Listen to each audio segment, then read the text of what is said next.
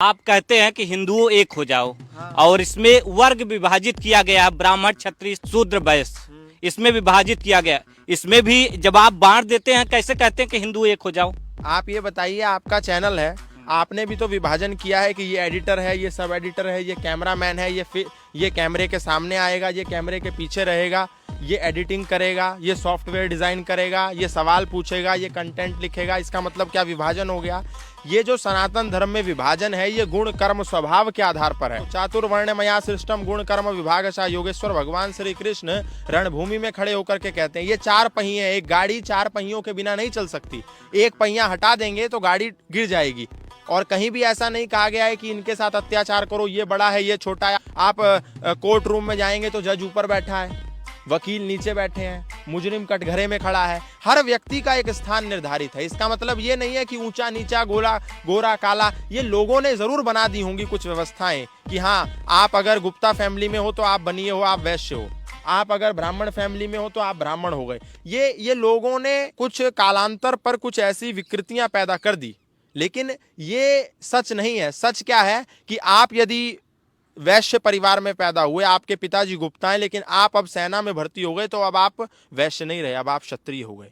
इसीलिए योगेश्वर भगवान श्री कृष्ण का गुण कर्म विभागशः, गुण कर्म स्वभाव के आधार पर निर्धारित होगा कि आप ब्राह्मण बनेंगे, शूद्र बनेंगे, वैश्य बनेंगे या क्षत्रिय बनेंगे। जिस प्रकार से आपके पिताजी डॉक्टर हैं, तो क्या आप सिर्फ इसलिए डॉक्टर हो जाएंगे कि आपके पिताजी डॉक्टर हैं? नहीं हो सकते। उसके लिए आपको भी एमबीबीएस क्लियर करना पड़ेगा, आपको भी बीएएमएस करना पड़ेगा, आपको भी एमडी होना पड़ेगा, तब जाकर के आप डॉक्टर होंगे। आप डॉक्टर अपने पिता के होने के मात्र कारण से डॉक्टर नहीं बन सकते। इसी प्रकार से एक ब्राह्मण व्यक्ति इसलिए ब्राह्मण नहीं कहा जा सकता क्योंकि उसके पिता ब्राह्मण थे, वो उसके गुण कर्म स्वभाव निर्धारित करेंगे। बात बताइए, जब हिंदुओं की बात आती है, मुस्लिमों की बात आती है, जब कोई गलत काम एक मुस्लिम करता है, तब आप तुरंत आवाज उठा देते हो, नहीं इसने तो गलत कर दिया। जब वही चीज जब हिंदू किसी पर गलत करता है, तब आपका एक वीडियो सामने आया? नहीं, ऐसा आप बिल्कुल गलत कह रहे हैं। आप ये बताइए, निर्भया कौन थी और निर्भया के साथ इस प्रकार की घटना करने वाले कौन थे? क्या वो मुसलमान थे? लेकिन पूरा देश, किसी भी हिंदू व्यक्ति ने नहीं कहा कि ये हिंदू लोगों ने निर्भया के साथ इस प्रकार की हरकत की थी तो हम सड़कों पे नहीं आएंगे, वो हमारा हिंदू भाई था। तुरंत आए। लेकिन एक व्यक्ति एक लड़की के 35-36 टुकड़े कर जाता है, एक भी मौलाना आकर के बयान नहीं देता, एक भी मौलाना आकर के नहीं कहता, एक भी मुसलमान आकर के ये नहीं कहता कि हम इसका विरोध करते हैं। अंकिता भंडारी के साथ जिन लोगों ने घटना करी, पूरा देश, पूरा सनातन एक होकर के मंचों पर, सड़कों पर उतरा। अंकिता के साथ करने वाले घटना कौन थे? कोई मुसलमान था क्या? हिंदू था ना। लेकिन सब लोगों ने क्या उसकी आवाज नहीं उठाई? तो ये दलित होता तो क्या आप आवाज उठाते? क्यों नहीं उठाते? क्यों नहीं उठाते? हाथरस में जो घटना हुई थी उसके लिए कौन था सड़कों पर? कौन थी वो लड़की? ये तो आप लोगों ने विभाजित कर दिया। आप जब टीवी पर चलाते हैं वोट शेयर, तो आप मुस्लिम का एक वोट शेयर चलाते हैं और हिंदुओं का वोट शेयर कैसे चलाते हैं आप? कि यादव, इतना कुर्मी, इतना पंडित, इतना बनिया, इतना ब्राह्मण, इतना दलित, इतना शूद्र, आप लोग जातिवाद करते हैं। सनातन जाति बनी है तब तो करते हैं विभाजित। तो विभाजन को क्यों नहीं करते कि ये देवबंदी है, ये मुरादाबादी है, ये कुरैशी है? क्यों नहीं करते आप मुसलमानों में? क्यों आप हिंदुओं में करते हैं? क्यों नहीं आप करते क्रिश्चियंस में? ये कैथोलिक है, ये ओल्ड टेस्टामेंट है, ये न्यू टेस्टामेंट है। आप लोग जातिवाद करते हैं। अब तो सनातन धर्मियों ने, स्वामी दीपांकर ने एक यात्रा निकाली, भिक्षा यात्रा। क्या है उस भिक्षा यात्रा में? कि हिंदू हिंदू, भाई भाई, जातिवाद की खत्म लड़ाई। आपने दिखाया उसको?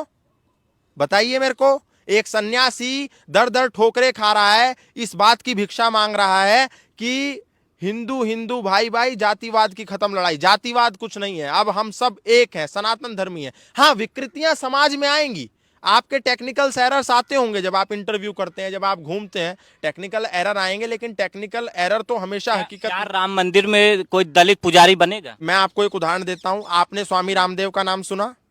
नाम सुना आपने स्वामी रामदेव का? सुना जी। आपने गायत्री परिवार का नाम सुना जी। आपने इस्कॉन का नाम सुना जी। वहां जब आप इन संस्थानों में जाएंगे, तो आप जब जाएंगे तो ये नहीं कहीं पर भी होगा कि ये दलित है या ये ब्राह्मण है या ये वैश्य है या ये शूद्र है। आप भी स्वयं जाएंगे, आप एक अपने को जन्म के आधार पर अपने को वैश्य मान रहे हैं, तो आपसे इन संस्थानों में कहीं नहीं पूछा जाएगा कि आप ब्राह्मण हैं, क्षत्रिय हैं, वैश्य हैं या शूद्र हैं। स्वामी रामदेव क्या है वो?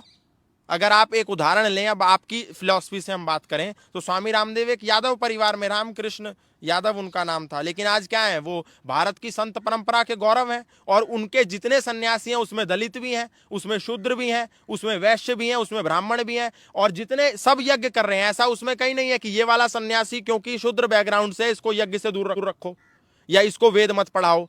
वहां पर वैश्य भी वेद पढ़ा रहा है और पढ़ रहा है, वहां पर दलित भी वेद पढ़ा रहा है और पढ़ रहा है, आपकी फिलॉसफी के अनुसार। लेकिन मैं उन्हें दलित नहीं मानता, क्योंकि गुण कर्म स्वभाव से वो दलित नहीं रहे, वो शूद्र नहीं रहे। भारत का संविधान कहता है कि दलित एक व्यक्ति राष्ट्रपति भी बन जाए तो वो मरते दम तक दलित रहेगा। और हमारा जो सांस्कृतिक संविधान मनुस्मृति कहती है कि ब्राह्मण व्यक्ति अपने गुण कर्म नीच होने के कारण शूद्र हो जाएगा, और शूद्र व्यक्ति अपने उच्च गुण कर्म स्वभाव के कारण ब्राह्मण हो जाएगा।